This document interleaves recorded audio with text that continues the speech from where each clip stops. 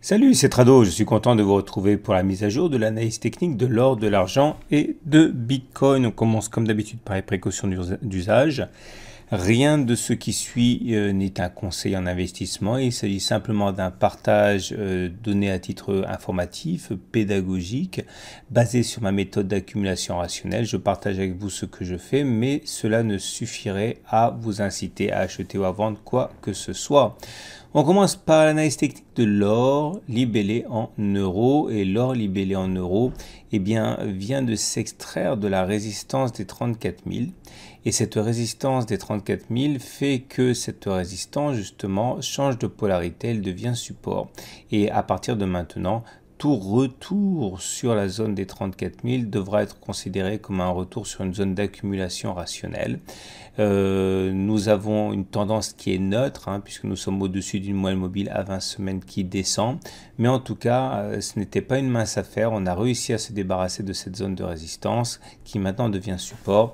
Et ça mérite d'être souligné. On passe à l'or libellé en dollars. Et pour l'or libellé en dollars, nous sommes au contact d'une zone de résistance, la zone des 1240, 1260. Ce n'est clairement pas une zone d'accumulation rationnelle, puisque contrairement à ce qui s'est passé sur l'euro, on a échoué pour le dollar à franchir cette zone, qui est une zone importante.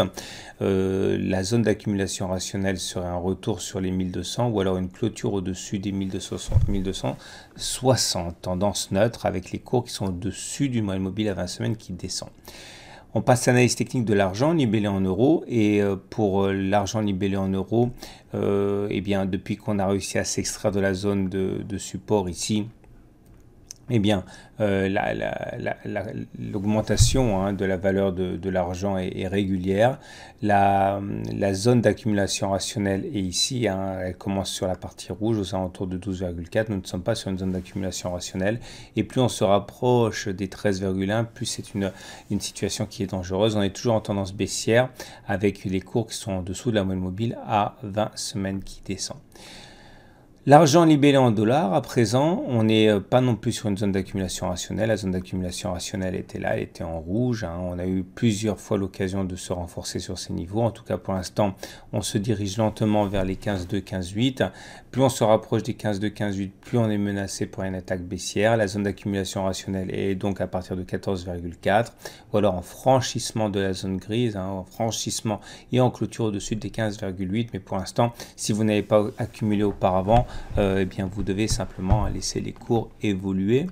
Et on termine avec Bitcoin. Bitcoin en dollars pour commencer. Bitcoin en dollars qui est sur une zone d'accumulation rationnelle. Ça fait maintenant depuis juin que cette zone elle est travaillée. Vous voyez bien qu'elle est défendue. La zone des 5800, 6500 dollars est une zone d'accumulation rationnelle.